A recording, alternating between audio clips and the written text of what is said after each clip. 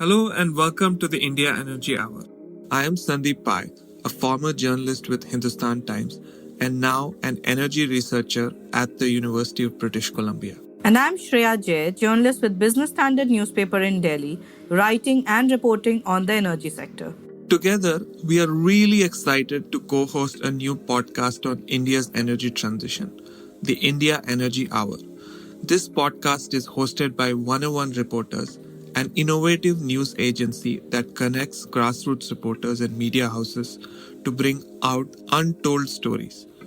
The show is produced by Tejas Dayanand Sagar of 101 Reporters.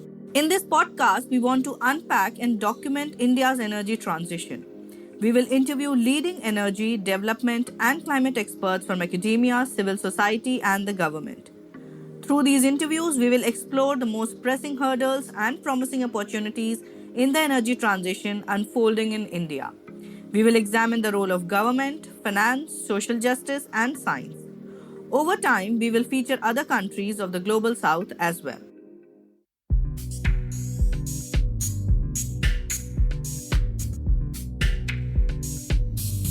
The last decade has seen a phenomenal growth of renewable energy in India, but many challenges remain even today. In the inaugural episode of the India Energy Hour, Vinay Rustagi, co-founder and managing director Bridge to India, joins us to look back at the journey of renewable energy in India and discuss the current challenges and future opportunities. As the head of the foremost consultancy in the renewable energy space, Vinay is renowned for offering analytically critical views on the energy sector and its policies.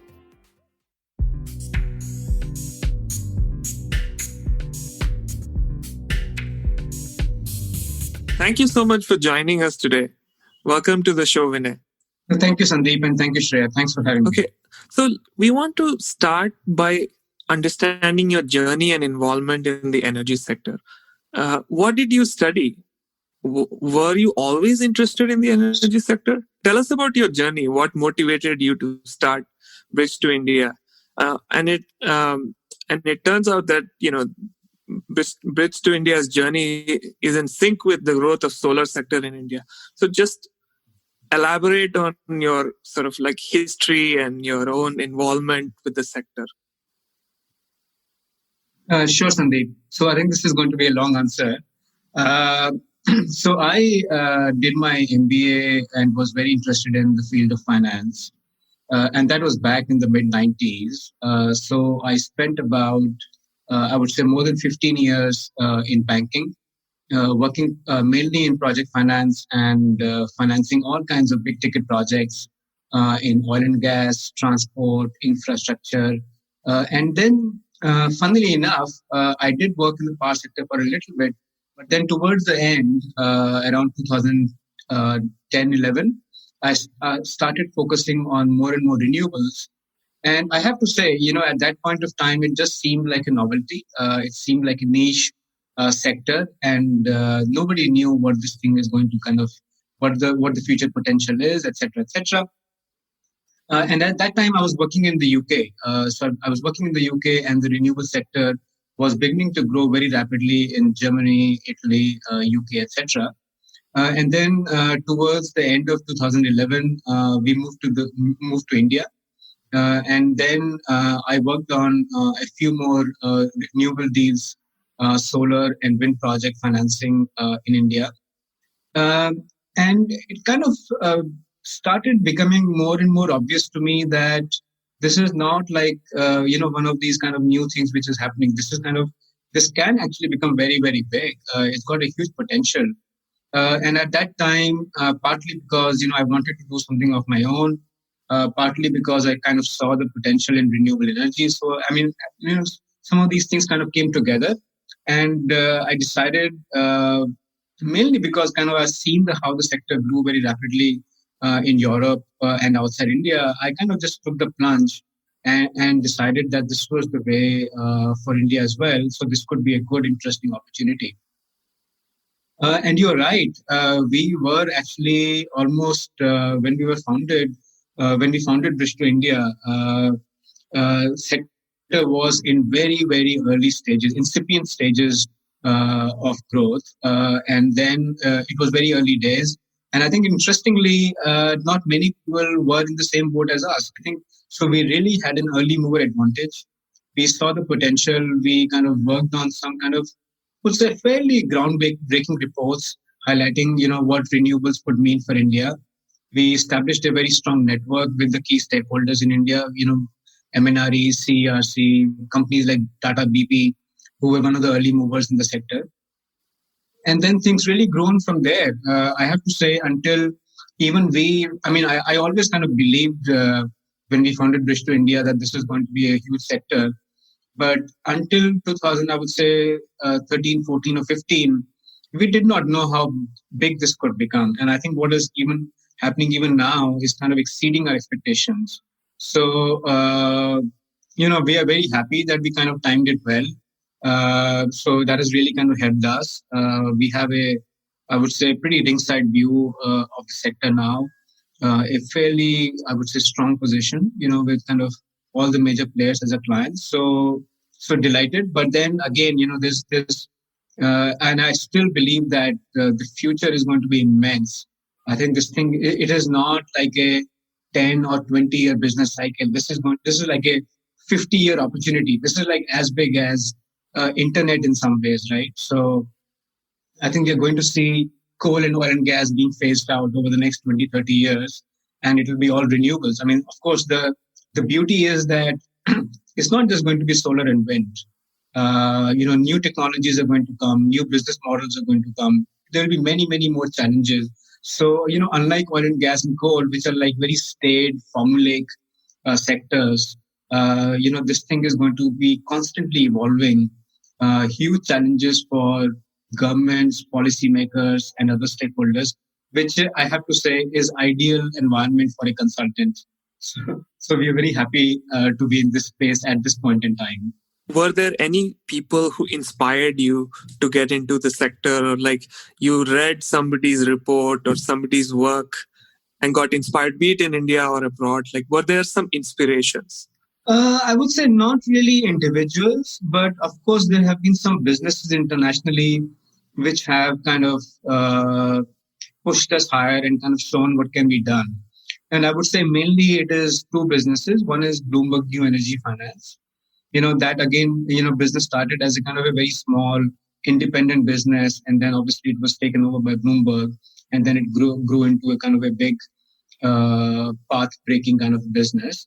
And then the other one is in the US, there used to be a company called Green Tech Media. They started out again as a boutique independent company, predominantly as a research company. But then they grew again. They've grown into a pretty big, formidable business, covering pretty much the whole global market. They do a lot of events, publish and cover a number of sectors, and then they got acquired by Wood Mackenzie, which is a large Europe-based consulting company. So I won't really say inspired, but I think we have seen some of these businesses like ours, consulting and knowledge-driven businesses, how they have grown worldwide. And I think they have given us a little bit of a template. I mean, we're not trying to copy them, but of course we can see this is the direction in which they're doing, the kind of work they're doing. It is always giving us new ideas in terms of how that applies. And of course, whatever they're doing in their countries, we can't copy it as it is in India. I mean, India is a very unique and challenging market. The price points are very low. People are not really willing to pay for knowledge. Even today, ironically, a developer and an investor is very happy to go and bid, super aggressively in hundreds of millions of bucks. But, if I tell them that, look, you pay me X rupees and, we can give you a much better return, they will say, no, I know this already and I don't need it. So it is a very, challenging market for a knowledge-driven business. But nonetheless, I think we have learned from other businesses around the world the direction and the way we can kind of shape our own business.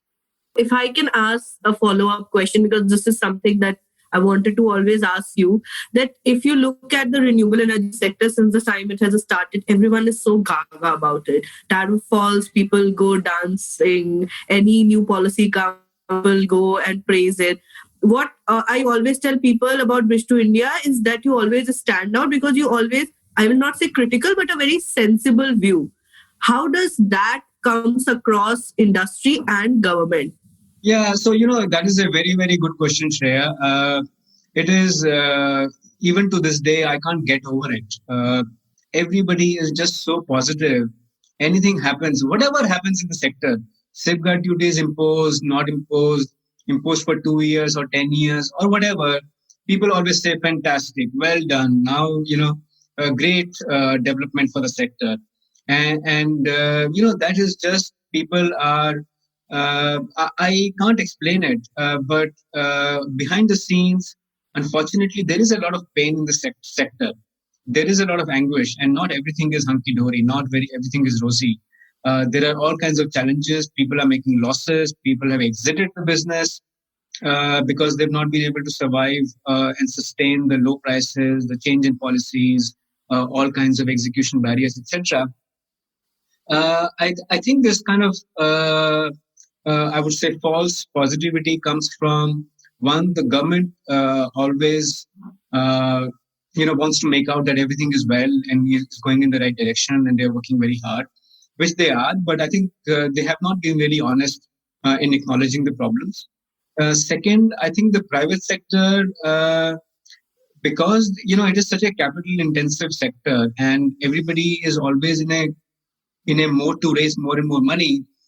I believe that they need to they feel that they need to send out positive messages constantly to their investors, their stakeholders, their own company employees, etc., etc.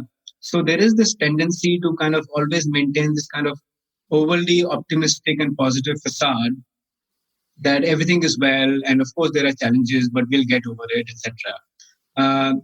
And we have, I come from, as I said, I come from a banking background, and banks are very, very cynical, partly because they can afford to be.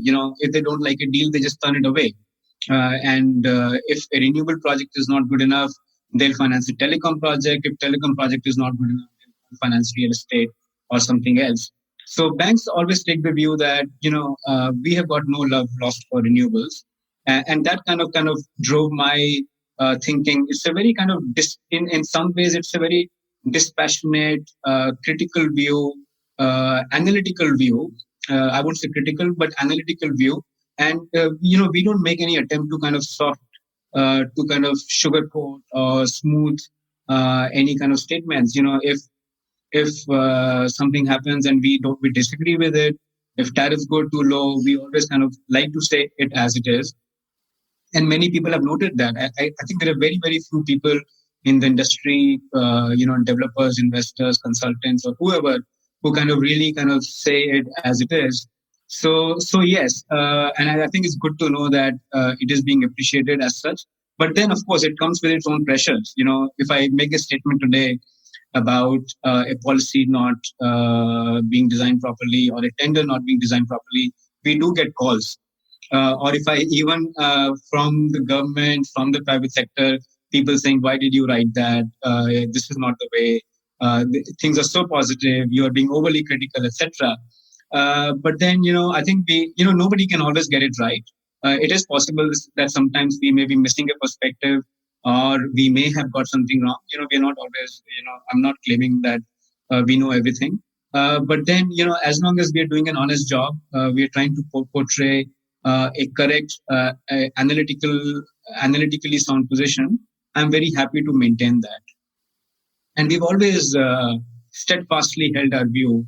Of course, if we have made a mistake, we're happy to be corrected. But otherwise, we are very happy to get into any argument or a discussion with all the stakeholders and justify ourselves. The other thing, just to add to that, we really have, I think a big part of this is that, this is what I always tell my team, that, you have the government, you have investors, you have banks, all these people, all this group of stakeholders in the sector, and they all have some interest in the sector, right? I don't mean it in a negative way, but they have a position which they need to maintain, and they have an interest, and they would be very happy if things go this way or that way. Whereas we are kind of sitting on the top. It is like we are watching the circus. This is happening, that is happening, etc. And luckily for us, we have clients. who've got businesses to run. We've got, all kinds of things that we are espousing for. But at least we have the luxury of observing everything, not being invested directly ourselves, and then just taking a very kind of helicopter view of the situation, and then which makes it actually very interesting and relevant. And many people don't have it. Even today, sometimes we find it shocking that a very big development happens and people just look at it from a very blinkered view. What does it mean for my business? If I get a good tariff, people go very happy. For example, you have the manufacturing tender, right? But then we can immediately see that good tariff is okay for you, but will the discom even buy it? So it's a very simple example. So that independent view and that helicopter seat kind of gives us this position and this advantage, and then we've been always kind of unafraid to kind of speak it out. Right. I think that brings us to the next question, which was basically, as you said, that you have this helicopter view. So, from that view, how would you describe the journey of this renewable energy sector in the past decade or so? The past decade has mostly been dedicated to solar, but I would also like you to touch upon wind as well, because that was also the time that wind sector faced one of the worst time of its history. So, in the past years, how do you think renewable energy sector has progressed in terms of policies, in terms of new investors or these new poster boys coming in the sector? How would you describe the journey of renewable in this sector? So I think clearly we've come a long way, Shreya. But very broadly, if I were to describe it, I would say that we had the first era of renewables when the cost was obviously very, very high. And the government's main objective was to make the cost affordable. And they offered all kinds of policies, whether it was viability gap funding or blending with thermal power or tax incentives, etc., to reduce the cost of renewables. I would say, very broadly speaking, that was Renewables 1. And that was, from 2010 onwards to, around about 2014-15. And then we went up this second phase of growth, which was like all about solar parks, big projects, auctions, tariffs coming down below 5 rupees. And then, all these IPPs like, private equity money came in. And these IPPs like Renew, Azure, etc., became these kind of, big multi-gigawatt kind of operations. And that is like Renewables 2. And we during this phase from 1 to 2, we went from like, less than 1 gigawatt a year to about 10 gigawatts every year now. And I think where we are is that I think we are kind of struggling to break away from 2. I mean, of course, the tariffs keep going down, but we are not able to go to Renewables 3, the third gear, so to say. And if you see, the government target now is 450 gigawatts, which means we need to be adding about 35 gigawatts of new capacity every year. But where we are stuck is at like, somewhere between 8 to 10 gigawatts, which is what we've been doing for the last 3 years. And we are stuck in that level because there are a number of challenges which are kind of, in my view, are becoming more daunting by the day, be it land, transmission, policy, etc. So I think we really need a kind of overhaul, the government needs to relook at the sector, needs to kind of form a new vision for the sector. Targets are fine. I think 450 gigawatt target is kind of an easy target to establish, but kind of really thinking about how can we grow from 8 or 10 gigawatts a year to 35 gigawatts a year? What does it take to set up 35 gigawatts of projects? I mean, that is an incredibly large amount of transmission capacity year on year that the government needs to build, financing that you need to arrange, jobs you need to create, people skills you need to kind of create. So we need a very kind of a holistic approach to renewables. We need a completely different paradigm of policy making because so far renewables has been supported through must-run, RPOs, just force it down on the discoms, etc. But then, the future is not about forcing renewables down the path of discoms and consumers. If we really want to kind of move away from coal and fossil fuels, how do we make renewables sustainable from a technology, operational, and financial point of view? And it needs much more work And that kind of holistic, long-term policy making vision, I think, is kind of still lacking, unfortunately, because of which we are kind of stuck at this renewables 2.0. So just a follow up on that, Vinay. Very interesting, very, very interesting point. So let's say in a hypothetical situation, somebody makes you the top advisor and you have the ear of the prime minister or like the top person. What kind of that holistic policy, what would be your top advice? Like, how would you create that holistic, big picture understanding and vision to move forward, which is beyond these, announcements and headlines and targets? Yeah. So, we are not kind of policy experts per se, but I think there are a lot of commonsensical, basic things that can be done right.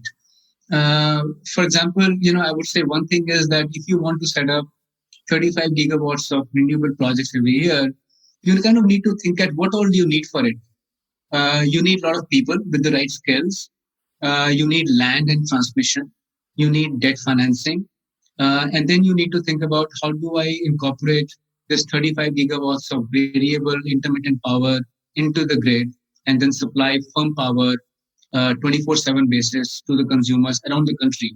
Now, and there needs to be properly dovetailed, coordinated action across each of these fronts, right? And what has happened, unfortunately, in the past is the targets have been set, RPOs have been determined, and then it is like, let's do the tender and auction, and then people find land is not there, transmission is not there, debt financing is a challenge. Now, why can't these things be all taken up in a very coordinated manner with a 5 to 10 year action plan? Now, some of these things are happening, but they're happening very blatantly. The government said, in 2015-16, when land and transmission started becoming bigger problems, the government came out with a solar park scheme. It was 20 gigawatts. And then that was very successful. It kind of attracted entry of people like SoftBank and some of the other international people like NG and NL, etc. And then it was very successful. And then the government said, we will expand it to 40 gigawatts. But then the scheme ran into all kinds of problems. And that 40 gigawatt target was for 2020. But I think to my mind, not more than 22 or 23 gigawatts has been developed. So that scheme ran into a lot of problems. And then again, there was a bit of complacency. And then the government started doing ISTS tenders, do what you want, go where you want, etc. And then again, we have come back to the same problem that land is not available, transmission is a problem. The developers are abandoning projects because of some of these issues. Like you may have heard Renew and Azure and some of the other developers abandoned projects. Many developers have exited the sector because of these issues.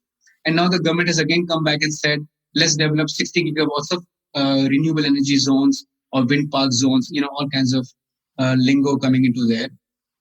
So this is like back and forth that we see. Make in India. Make in India is not new.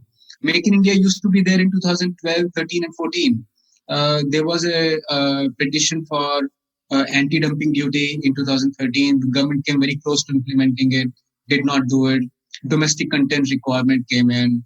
And then there were all kinds of MSIPs and other policies to support domestic manufacturing. But then again, that was like, it just went into, do something, not do something. It just went back and forth. And there was no concerted push or a sustained campaign to support domestic manufacturing. And then suddenly it just kind of burst open after COVID and after the border tension with China. And now again, there is a sustained push.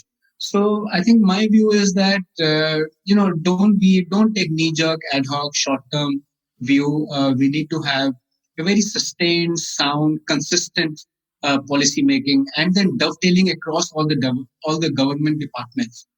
Even today, many times what happens is MNRE says that, we need basic customs duty. They say we will implement it from August onwards. That is what the minister has said publicly many times. But then it gets stuck with Ministry of Commerce. Then it gets stuck with Ministry of Finance. So I think there are these kinds of things which are really not helpful to the sector. And that is the reason, even today, despite all the government talk, manufacturing remains like a distant dream for the sector. So, long answer, but I think one thing we need is a very coordinated, long-term, consistent policy vision, which is not kind of changing from year to year. Second thing I would say a very major part, in my view, not which doesn't receive enough attention, is that we need to develop our own technology. We are completely handicapped on this front because everything, be it modules, inverters, trackers for the solar industry, and even wind turbines today, all the major suppliers are international suppliers. We take a lot of pride that wind turbines are made in India, but all the technology for these wind turbines and basically the critical supplies are still coming from outside India. The major suppliers in India for wind today are GE, Vestas, and Siemens Gamesa. All the domestic ones have nearly gone bankrupt. Suzlon, the biggest one, is also facing major problems.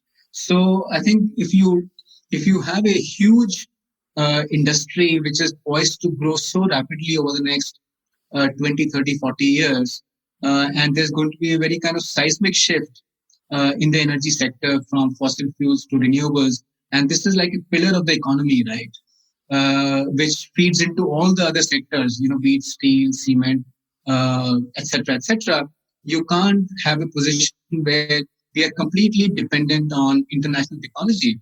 And then again, something else happens in terms of, border dispute or trade wars. We will again find ourselves in the same situation that we don't have technology, and you can't develop technology overnight.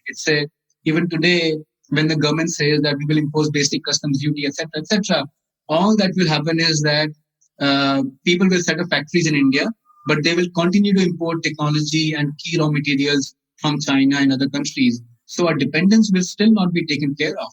So I think we really need to, and this is something which cannot be done in 2 or 3 or 5 years even. So we need a 10, 20, 30-year kind of a vision to set up and build a domestic technology base, because I think we are kind of standing on one leg right now with so much dependence on foreign technology. I have one more follow-up. Sorry, Shreya. Sure. It's just fascinating. And this is basically Shreya's question reiterating, can you speak a little bit about the last decade? And if you can distinguish between solar and wind, both in terms of support as well as the status of where it is in the last decade. Yeah. Sorry, Shreya, I did not answer it in detail. So I think,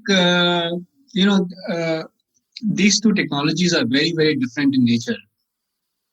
Wind is largely a mechanical technology. Basically, you have this wind which is blowing, and then you need these fans to roll and produce power. And the major revolution in wind is that you basically capture bigger and bigger bigger and bigger turbines, which become operationally and physically more challenging to transport, to operate, etc. And that is why, even though the wind turbines have got more efficient, they produce more power. The PLFs have gone up from 17, 18% 10 years ago to about 40%. But the cost of the turbine itself has increased very substantially at the same time.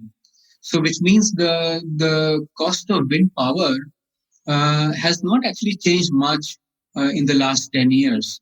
We have, of course, seen bids below 3 rupees, but those bids are not viable.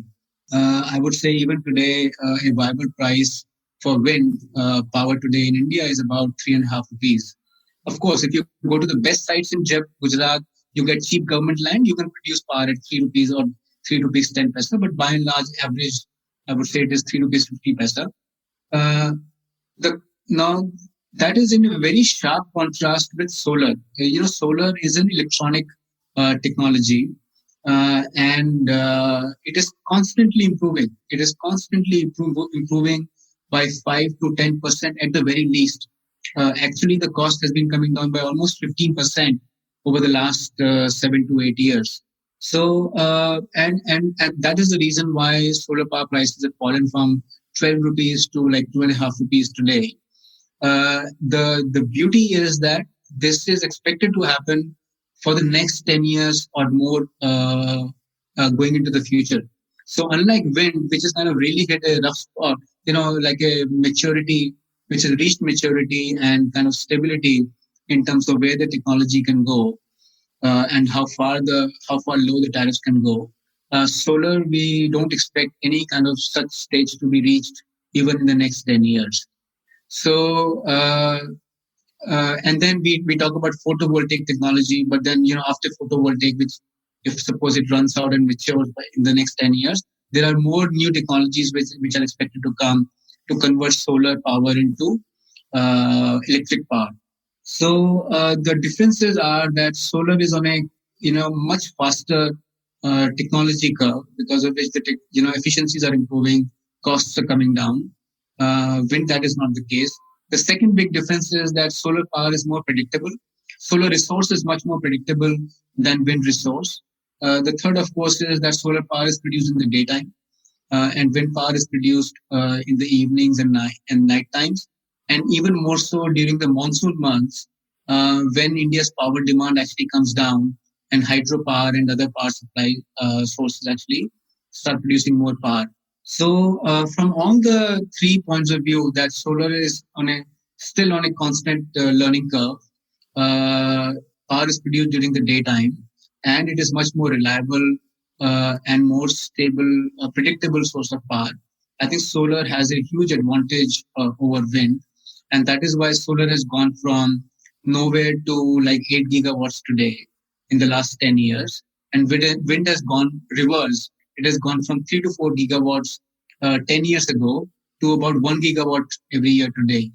And so much so that today wind's main utility has only become how to supplement solar to provide more stable renewable power during the day and during the year. So today, the only wind tenders which are happening are basically hybrid tenders. Let's combine wind power with solar power so that you get power during the daytime, evening times, and night times, etc. And I think that is going to be the trend of the future. Just in addition to that, given that we are talking about this journey of renewable, how much credit would you give to those investors who kept on bidding low, getting all these record low tariffs? Did it help or did it not? And what role do you think, the people who put in money played? The domestic banks were not interested in renewable energy sector when it started out. So all these private equity funds, pension funds, etc., jumped onto the Indian market. So let's talk about investors. First, those who were bidding low, they were obviously backed by these agencies who were putting in the money. So how much credit goes there for wherever India stands now in terms of renewable capacity? Yeah. No, good question, Shreya. And I think, when we talk about the various challenges for the renewables, I think financing is always talked about. And in my view, actually, financing is not a big challenge for the sector, partly because of external reasons.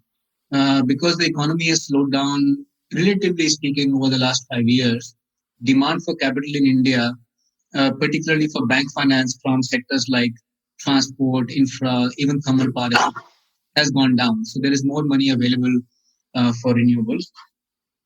Second, there's almost like this, if I can use the word without kind of exaggerating, there's actually like a tsunami of capital flow, which is moving from conventional power and, oil and gas and coal power to renewables. Today, India, even if India wanted to do 35 or 40 gigawatts of renewables, I would say financing will not be a problem, because all the major investors across the board, be it the sovereign wealth funds, the private equity funds, the oil and gas companies, the conglomerates, like in India, you have Tatas, Birlas, Adanis, Mahindras, etc. Everybody is wanting to invest in renewables, because this is I think there is a recognition over the last 3, 4, 5 years that this is the sector of the future, and they can't deploy capital in other sectors. People have very shockingly belatedly realized that they can't keep on investing in thermal power. Companies like, NTPC, Adani's, Jindal's, only as recently as 1 year ago started saying that we will not invest more in thermal power, we will invest only in renewable power. So I think there is so much capital available today that capital is actually no longer a constraint. if anybody is struggling to raise capital, it is only because either the discount position is not strong, so they are concerned about the offtake risk and the discounts not being able to pay on time, or they are concerned about things like somebody is bidding too aggressively and the project itself may not make the necessary returns. But the absolute availability of capital for renewable power is actually there is no problem at all. In fact, we have more capital than required, and that is the reason why the bidding is so aggressive and the tariffs are going down so low. Now, has that helped India? Uh, you know, Obviously it is not desirable. People bidding too aggressively and then not being able to make the necessary return. I don't think it is good for anybody, uh, even the government, I would say, because it creates all kinds of risks in the sector. Banking sector risk if the banks don't get paid on time. Projects very often get delayed because people have bid aggressively. They're not able to raise money, and when they bid aggressively, then there's no cushion in their financial model. Then they need to find the cheapest land, the cheapest equipment, etc., to justify building the project, and then they keep on delaying the project if that doesn't turn out to be the case. So there is a risk of delays, there is a risk of bankruptcies, there is a risk of banking sector losses, etc. So it is not good for the sector on the whole. Having said that, what has happened is that because tariffs have gone faster than they should have, it has definitely led to more demand from the discounts. Fortunately, there is also a much faster learning curve in renewables because of the shorter gestation period of projects.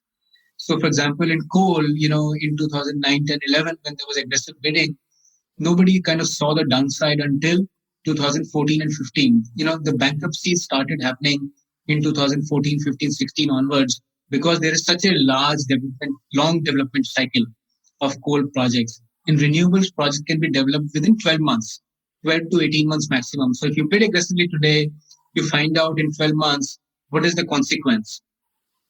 And because there's such a bit fast feedback loop, there is some kind of corrective action. So we saw, and that is why you see, there was tariffs went to 463, and then there was some kind of semblance of stability before tariffs went down to, below 3 rupees. And now, and again, tariffs were stable from, when they reached to 244 and 245 levels.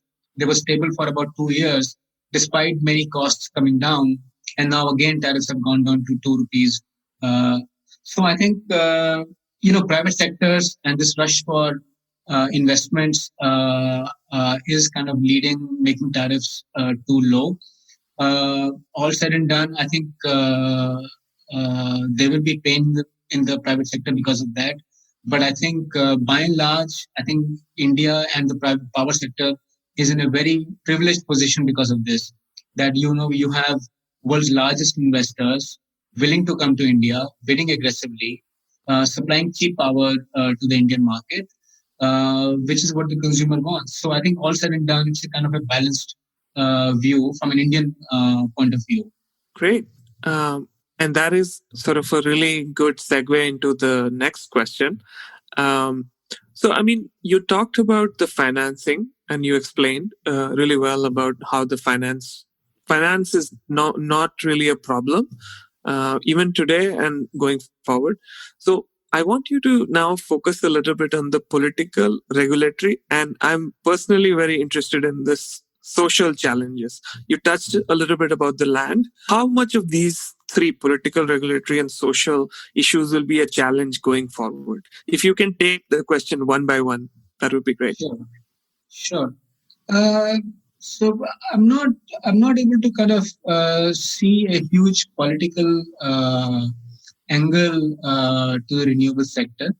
I think obviously India urgently needs renewables and more renewables to fight climate change, to improve air quality, to diversify away from coal. And to that extent, the sector enjoys very wide political support. And of course, all the early phases of development of renewables, they happened during Congress governments, UPA 1, UPA 2. Yeah, so, in my view, that is not really a political issue. I think it is not really about which government or which political party supports or doesn't support renewable. I think it is a typical center state issue in the sense that the center has got the big picture. They are setting up the policy and the targets, etc. So they are very, very keen that the sector grows as rapidly as possible. But the states are taking a much more short term and almost like a transactional view of renewables. They just want cheap power, and they are very happy to wait for the next tender when the power prices come down. Somebody used the word a shopping of PPAs. So if PPA from one tender is more expensive, but the other PPA is not cheaper, let's just go to the second PPA and let's kind of renegotiate or abandon the first PPA. So the states, and ultimately, to be fair, it is the states which have to actually run the power sector. Given the way the sector is kind of set up in India, it is the discoms who are buying the power, who have to pay for the power, and then ultimately supply this power to the consumers. So I think that is where I think the issues between center and states kind of get magnified. And if you see, which are the states which are problem states for renewables today, I don't think that you will find any kind of consistent story across political parties. I think if you see the states which are kind of big problem areas, I think they continue to be like Tamil Nadu, UP, I would say even Maharashtra. So, I think there is no cogent story that you can build along political lines in terms of party A versus party B trying to support or not support renewables. I think the issue is more at how the policy framework and the project options are run at the central level and then at the state level. And that is a much bigger issue of about how the power sector has been kind of constitutionally set up in India. And I think there is this big disconnect between center and state, which is leading to these various issues at the state level.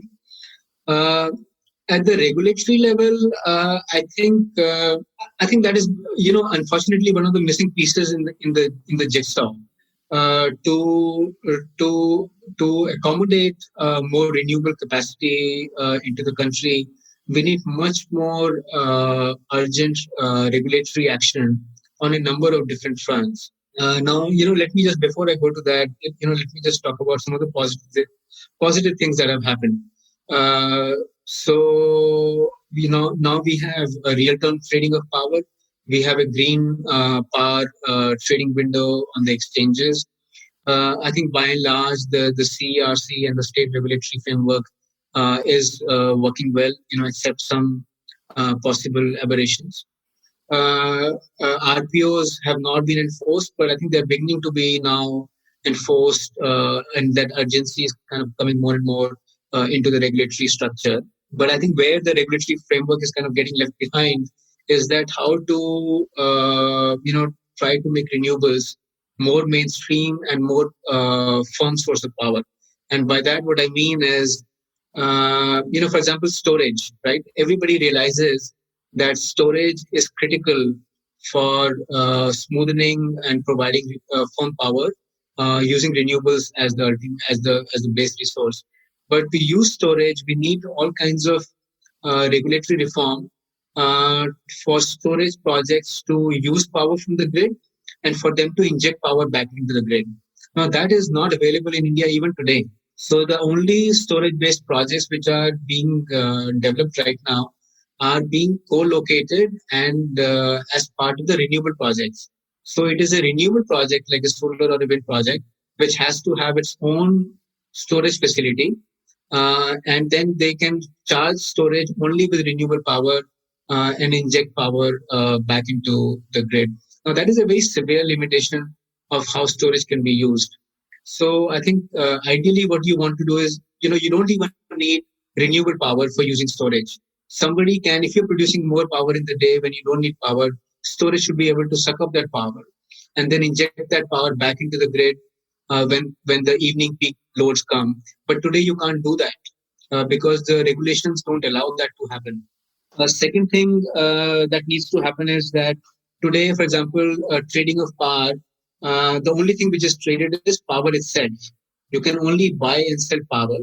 But in the West, if you see, there's all kinds of trading in a lot of different instruments, which is making power capacity available, frequency response, up and down, ramp up and ramp down periods, which means how fast power plants can come up from zero to operating and go back down from operating to zero levels. So there's all kinds of these fancy instruments, which is often called ancillary services, which are traded on the exchanges, which are needed to make to let renewables grow faster. And those ancillary services, we're still kind of in very early stages of ancillary services. Then there are things like demand management of consumers, right?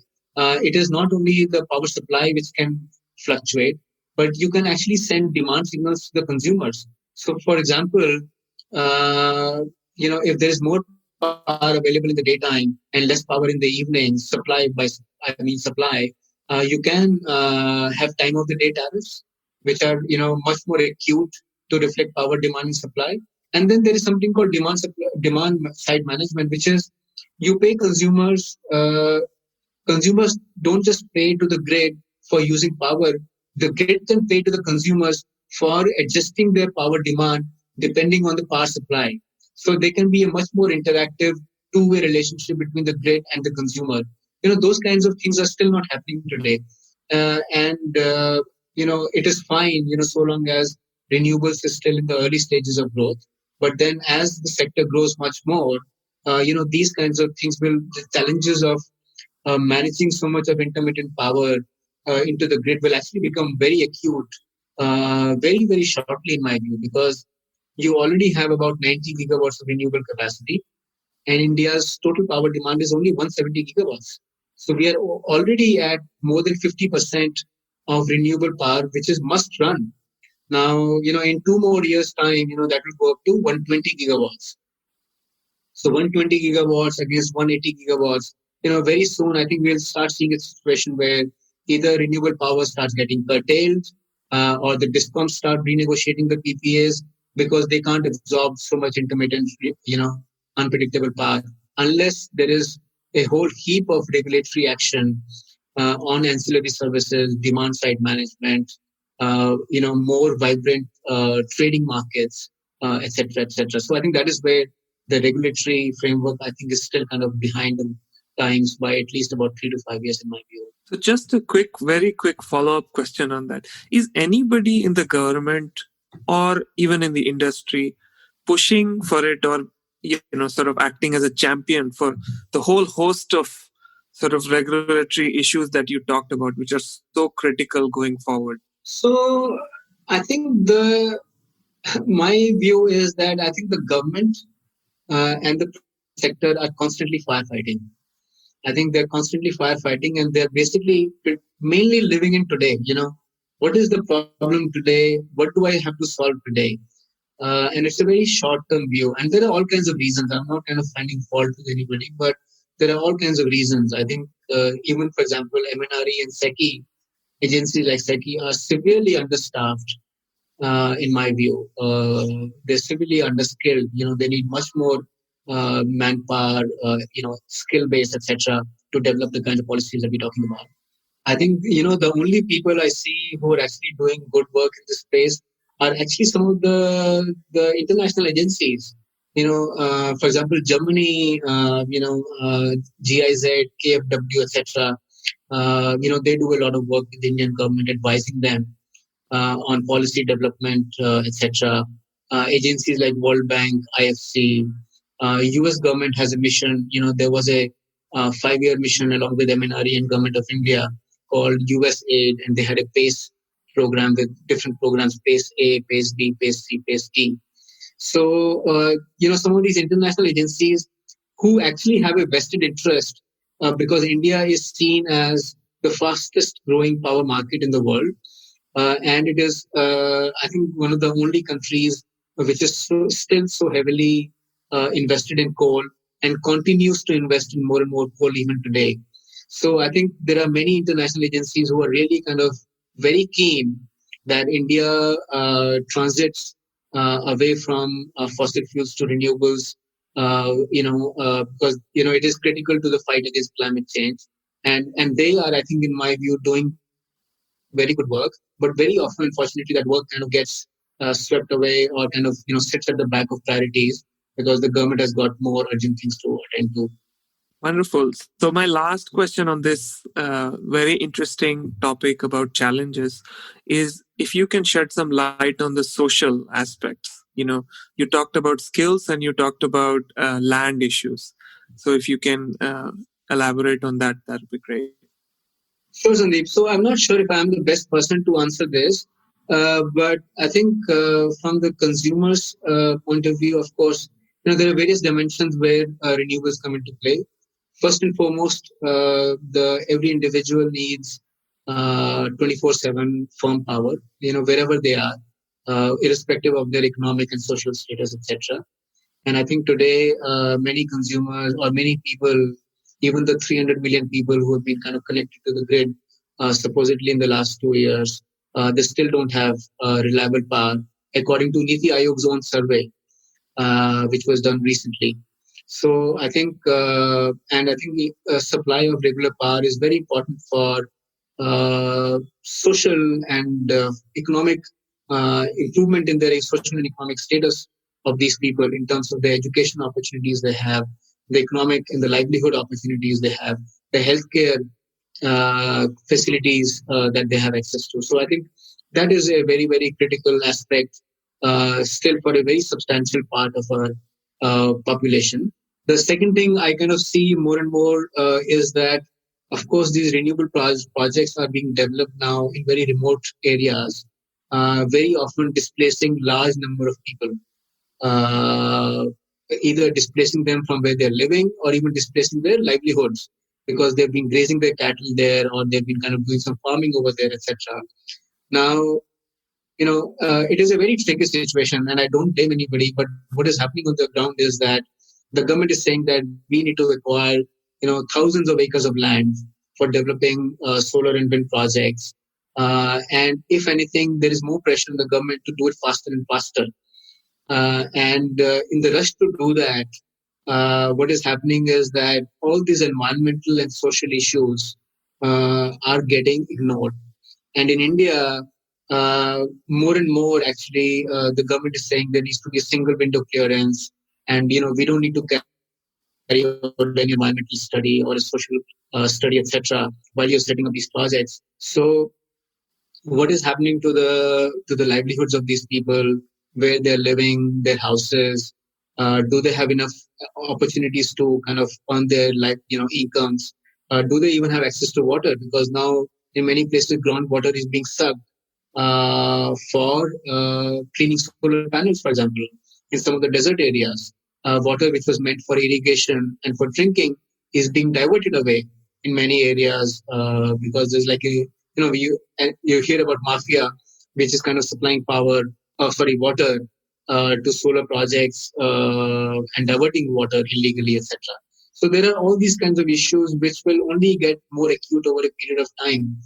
Now, international agencies, for example, are very aware that when you're setting up these projects, you need to carry out an environmental and social impact assessment, which is India. In India, we still take the view that setting up a project faster is more important than worrying about some of these other things. And I think that is not sustainable. So I think that is something which is a big problem in my view, which will get worse over time. And I think the government needs to be much more sensitive and much more careful going forward on this front. And I think the other dimension to the social aspect is that, one of the major advantages and the unique facets of renewables is that it's a very modular technology. You can have a tiny little module which is just powering one solar lantern or a lamp, right? So, this is what the distributed renewables or the off-grid solar, etc., what we call. Now, in India, the focus predominantly has been on setting up larger and larger projects as fast as you possibly can. And I think we've completely given the go by to. Of course, there are some policies available to the government and some subsidies being given for off-grid solar, etc. But I think those are token gestures, in my view, and they don't go anywhere near the potential of what needs to be done to actually exploit the full potential and the opportunity for distributed and off-grid renewables. So, even remarkably, when it came to supplying power to these 300 million people, the government basically decided that they will expand the grid at a cost of, billions and billions of dollars rather than set up local, small 10 kilowatt and 20 kilowatt systems in local communities at a much lower cost. So, no, I think that is a missed opportunity in my view. And some of the things that the government is doing, for example, solar pumps are not the best solution to meet the needs of the farmers and the rural communities. So I think that is kind of not great to kind of see that part of the market grow as fast as other parts. You said two very interesting points. First, you talk about, sort of all the issues happening with land acquisition and, um, and related to environmental and social aspects. And then you talked about sort of how we could have really gone the distributed way. And perhaps that could have helped solve some of these land issues as well, because you don't need land. You can, solar lanterns, of course, are very small, but you can set up small microgrids in small amounts of land and so on. That's, I'm just making an observation that is something that I think we missed. Sure. I had a similar question. You mentioned about off-grid. I was about to ask that how can a country like this make off-grid or decentralized solar more attractive? Because commonsensical wise, it is something that we should have taken up, because taking grid is costlier and then thermal power burns more. And then obviously there are land issues, social issues. What, in your view, can make off-grid solar or decentralized solars as attractive for investors as grid-connected is? We'll start with that, and then probably we can move on to what other solutions you think Indian renewable market deserve. But let's start with decentralized. Yeah, so Shreya, I don't have all the answers, unfortunately. I think it is a very, very complex domain. And to be fair, I'm not suggesting that the utility scale renewables should not be given a priority. I think all I'm saying is that we have put all our eggs in the utility scale basket, whereas we should have kind of taken a much more even view of the sector and put equal focus perhaps on the different off-grid and other opportunities. In terms of what could be done to promote more off-grid, so I think it needs a completely different level of policy paradigm and business models and financing models. I think there is a lot of ESG money which is coming in from international entities. So even today, if you look at who is investing in off-grid businesses in India, so it is one of the leading companies, which was Simpa Networks, which was bought over by NG from France. Rockefeller Foundation is a major investor in off-grids and all the other distributed home systems. So Tata Power is belatedly now beginning to invest more in off-grid systems. So I think there is a lot of money which is available. The need is really for the government to develop again a kind of a long-term policy vision and provide people like a stable policy and business model for them to develop their own businesses in this regard. I think the other beauty about off-grid is if you create off-grid businesses, you provide more livelihoods to people in the same communities. People who are setting up the grid, managing the grid, doing all the billing and the metering system, etc. So I think we need policy trust. We need possibly subsidized financing to these businesses. And a stable long-term policy, because until you tell somebody that for the next 10 years you can run this mini grid and recoup your investment, nobody is going to make a private investment there. Right now it is basically either uh, subsidized money or some kind of impact investment which is going into these businesses, which is not necessarily looking for a commercial return on capital. So, but I think until and unless we make it work on a commercially attractive basis, the big money is not going to move into that market. Right. I think that brings us to the last question, which is that going forward, what do you think the policymakers, the industry should keep in mind uh, for the growth of the sector, also for the kind of returns that the sector brings? So, in terms of, let's start with what, in terms of policy, you think are the three big push that this sector needs, the three major things that the renewable sector needs in terms of policy? Yeah, so I think to some extent we touched upon this already. One thing we did not touch upon is the word discount, right? So I think the discoms continue to be a major overhang and a burden on the entire sector. That reform has been long pending, and even today, unfortunately, it is not clear how and when the financial condition of the discoms will improve. And that is a major risk for the whole sector. And if anything, it is actually getting bigger. Despite the government has already started injecting money as part of that, liquidity package from PFC and RSC into the discoms, but even on a monthly basis, the outstandings to the power producers, they continue to go up and up and up, and they are at an all-time high today.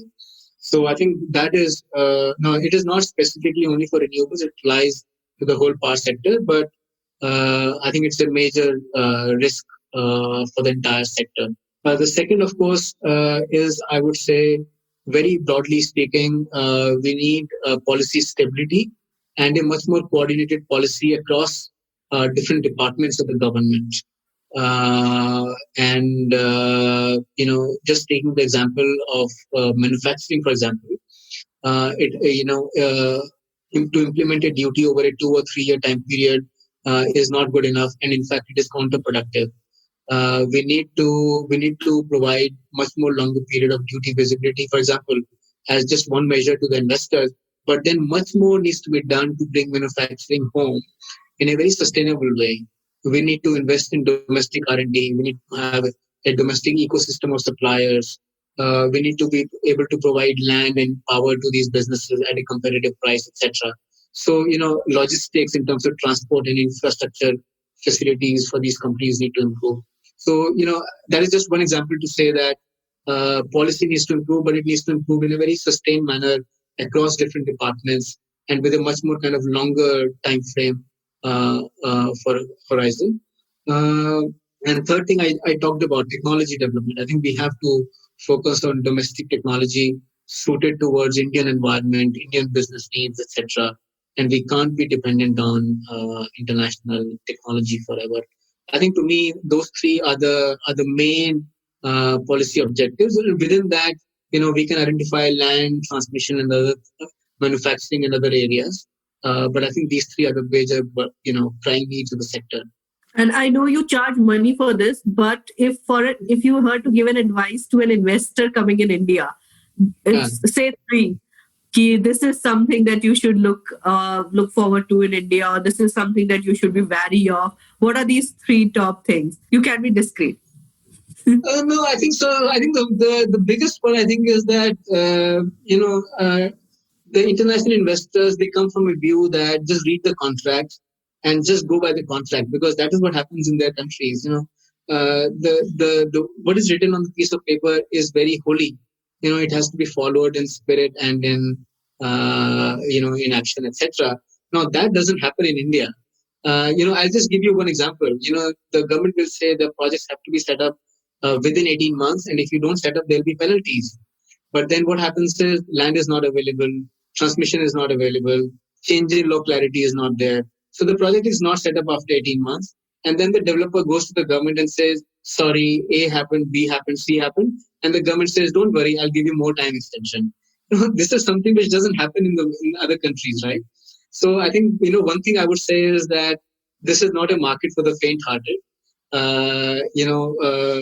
This is, you don't think about making a quick buck.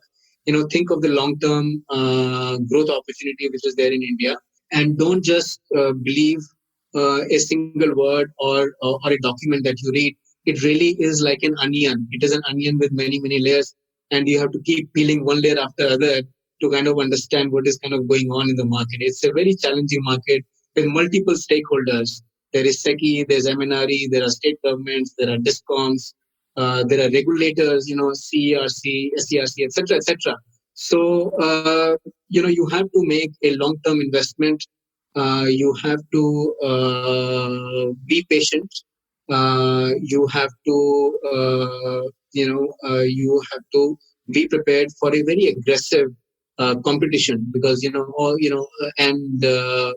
and be prepared to compete in a very tough market, because when you are bidding, it will be very aggressive. When you're trying to build projects, it will be very kind of competitive, aggressive, very challenging to build projects, etc. I would also say, look at the bright side. India is obviously the top 3 markets worldwide for renewables. More than that, India is the only country which does auctions in such a transparent manner at a very national level. So if you look at China and the US, etc., all the states, and provinces are doing their own thing, and there is no national auctions framework. So in India, when you come, you know that there is going to be 8 to 10 or more gigawatts of renewable power projects which are going to be auctioned under a very consistent open framework. And there is no controversy. Gone are the days where people could say that we don't know how this project has been allocated, whether this project will be honored or not. I also tell the investors that, there will be all kinds of challenges. The discount will not pay you on time. Somebody will say, I want to renegotiate, etc. But then the regulatory and the legal system, by and large, it works, right? You might get some heart attack, but you will not die because of these things. So I think, so the positive things are very large market, very transparent, auction-driven market. The regulatory and the legal system, by and large, works, despite some short-term setbacks. The challenges are, it's very, very competitive, cutthroat. You can't just go there, set up projects very quickly, as you might do in other countries. And and you have to be here for the long haul to really understand the market and be very patient with it. The only thing I would say add to the whole discussion is that we are a very, very price sensitive country. And, by being so price sensitive, for example, if I look at storage, the only reason we are not doing big storage right now is because prices are very high. Now, prices will go down. Ultimately, they'll come down because internationally, more and more people are scaling up storage. They are using storage. They're building up factories. And then ultimately, prices come down in 3 years' time. And then we will think about how do we grow manufacturing capacity in storage. But it will be too late at that time. Other countries would have already secured access to the minerals and the mines. They would have already done their R&D. They would have already set up hundreds of gigawatts of manufacturing capacity. So I think ultimately, if we want to reap the full benefits, as the government says, if we want to become Atmanirbhar, we can't just say, I want cheap of everything. We have to be prepared to willing to pay a price for it. We have to be prepared to make an investment in advance and willing to pay a high price so that ultimately down the years, we can kind of reap all the benefits associated with manufacturing, R&D, technology development, etc. And I think that is where the disconnect is. I think, we are too price focused, and that is kind of doing some damage to the industry, in my view. Excellent. Thank you so much for your time. I think I personally learned a lot. It's always very enjoyable to talk with you and obviously very informative. So thank you so much. For more information about the podcast, visit us online at www.101reporters.com/podcast/the_India_energy_hour. You can also reach out to us on social media and send us your comments and suggestions. My Twitter handle is @SandeepPai with a double I, and Shreya's Twitter handle is @Shreya_J.